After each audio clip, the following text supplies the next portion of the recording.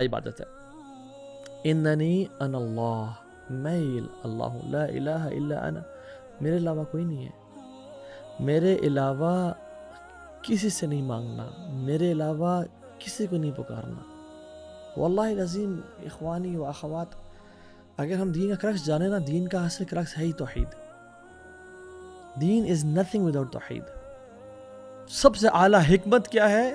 دین کی فکر انڈرسٹینڈنگ کیا ہے؟ اللہ کی ذات کو پہچاننا کہ اللہ کے علاوہ کچھ نہیں ہے، اللہ ہی حاجت روا ہے، مشکل کچھ ہے، بگڑی بنانے والا ہے، سب مصیبتیں دور کرنے والا ہے، دعاؤں کو سننے والا ہے.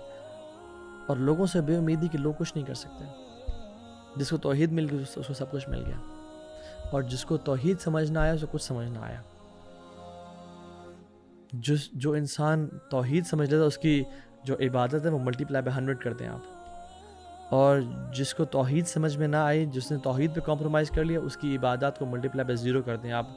یو ہیو دا آؤٹ کم. اور توحید کو سمجھنے کے بعد وَاعْبُدْنِی، میری عبادت کرنی ہے تم نے. وَأَقِمِ الصَّلَاةَ لِذِکْرِی، اور نماز قائم کرنی ہے میرے ذکر کے لیے، میری یاد کے لیے. تو موسیٰ علیہ السلام was very strict in his عبادات. He never used to compromise on his عبادات. اس لیے آپ دیکھیں سبحان اللہ، جب وہ کوہ طور سے واپس آئے، اپنے بھائی ہارون کی داڑھی پکڑ لی اور بال پکڑ لیے کہ یہ کیا کہ توحید پہ کمپرومائز کر لیا، یہ تم نے کیا کیا؟ غصے میں. اور اپنے جو تورات کے جو الواح تھے ان کو پھینک دیا. یعنی اتنا غصے میں تھے وہ کہ اللہ کی توحید پہ کمپرومائز، عبادت پہ کمپرومائز نہیں ہو سکتا. تو تیسرا پوائنٹ، جب انسان سے غلطی ہو جائے تو اپنی غلطی کو ایکسیپٹ کریں، یعنی دی ایکسیپٹنس آف مسٹیکس. موسیٰ علیہ السلام نے جب مجھ سے جب غلطی ہوئی تو فوراً سے ریئلائز کیا. ایسے نہیں کہا کہ نہیں یہ کیا بات ہے.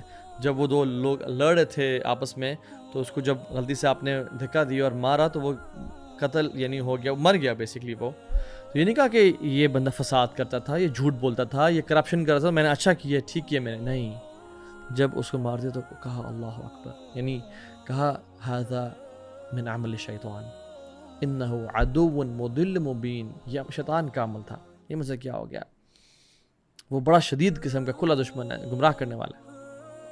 اور امیجیٹلی کیا کیا؟ اللہ تعالیٰ کے سامنے قال ربی انی ظلمت نفسی فاغفر لی فغفر اللہ انہ هو الغفور الرحیم. اللہ سے توبہ کی اور معافی مانگی. استطاعت ہو تمہارے اندر اور پھر بھی نہ کرو تو انہوں نے کہا کہ پھر تم جائے محدث ہو، مبلغ ہو، عالم ہو، تم نیک نہیں ہو. So number first point was thirsty for knowledge. Second point was intense responsibility for ibadah. Third point was acceptance of mistakes, کہ جب غلطی ہو جائے مان لینا، توبہ کر لینا، humility and humbleness. چوتھی چیز یہ ہے کہ جب مشکل آئیں تو اس میں پیشنس اختیار کرنا. اور پانچویں چیز ہے کہ they never stay silent جب غلط ہو رہا ہو. جتنی اپنی استطاعت ہے، ہم یہ نہیں کرتے کہ ہم ہاتھ سے اس کو جلا دیں گے یا وہ گرا دیں گے، وہ والا کام نہیں. ایٹ لیسٹ زبان سے برا تو کہہ سکتے ہیں خیر اور حکمت کے ساتھ، اچھے اخلاق کے ساتھ. اور سبحان اللہ، اللہ سبحانہ و تعالیٰ نے ہمیں سب سے بہترین جو امت بنایا ہے نا، وہ تمہیں ہم کو سب کو پتہ ہے اس آیات کا، کنتم خیر امۃ اخرجت للناس، تم بہترین امت ہو.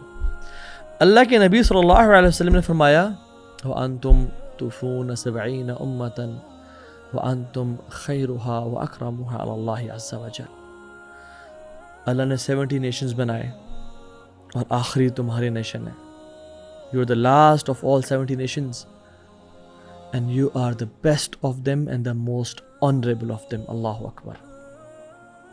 You Muslims are the best of them and the most honorable of them. ہم نے جب ورچو سنا اور سیکھا اور اللہ نے ہمیں بتایا، بٹ جب امت مسلمہ کے حالات کو دیکھتے ہیں تو ہمیں ہر جگہ پہ کٹس اینڈ بروزز اور مشکلیں اور مصیبتیں ہی نظر آ رہی ہیں. آپ پڑوسی ملک انڈیا میں دیکھتے ہیں، وہاں پہ مسلمانوں کا جینوسائیڈ کیا جا رہا ہے. آپ کشمیر کی طرف نظر اٹھاتے ہیں تو وہاں ظلم اور زیادتی اور ایک سیج میں ہے وہ. آپ برما کے مسلمانوں کو دیکھتے ہیں، آپ کا دل پھٹتا ہے کہ پوری ایک ایتھنک کلینزنگ ہو رہی ہے. آپ ان کے بس کھانے کو نہیں ہے. اینڈ خواتین بچے بلک بلک کے مر رہے ہیں. آپ ویسٹ میں دیکھتے ہیں کہ مسلمانوں کو اسلاموفوبیا کا شکار کیا جا رہا ہے اور LGBTQ ایجنڈا کو ان پہ مسلط کیا جا رہا ہے. آپ پاکستان میں دیکھتے ہیں کہ حکمران ایسے ہیں کہ جو ملک کو کھانے کے لیے تیار ہیں. And when you see the ummah is suffering, سبحان اللہ. جہاں جہاں دیکھیں آپ کو it's all painful. تو یاد رکھیں ان معاملات میں کہ اللہ سبحانہ و تعالیٰ is preparing us for himself. ہم نے ان 5 ٹریٹس پہ عمل کرنا ہے. ہم نے ان 5 کوالٹیز کو اپنے اندر لے کے آنا ہے. اللہ is training us for himself انشاءاللہ تعالیٰ. وَاصْطَنَعْتُكَ لِنَفْسِي، میں تم لوگوں کو اپنے لیے تیار کر رہا ہوں. اور اللہ کے نبی کی احادیث ہمارے سامنے موجود ہے. لا تزال طائفة من امتی ظاہرین علی الحق لا يضرهم من خذلهم حتى یأتی امر اللہ وهم كذلك.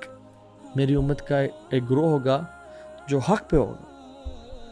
کسی کا ان کو تکلیف پہنچانا، کسی کا ان سے دوری اختیار کرنا ان کو نقصان نہیں پہنچائے گا جب تک اللہ کا حکم نہیں آ جاتا، یعنی جب تک عیسیٰ ابن مریم نہیں آ جاتے اور وہ اسی چیز پہ ہوں گے. جب صحابہ نے پوچھا رسول اللہ وہ کون لوگ ہیں، وَأَيْنَ هُمْ، کہاں ہوں گے، تو آتا ہے کہ بیت المقدس و اکناف البیت المقدس. When we see Palestine, we see subhanallah seas. Gaza is one of the open prisons in the world. فلسطین کے حالات دیکھیں اور دوسرے ممالک ان پہ ٹوٹ پڑے ہیں.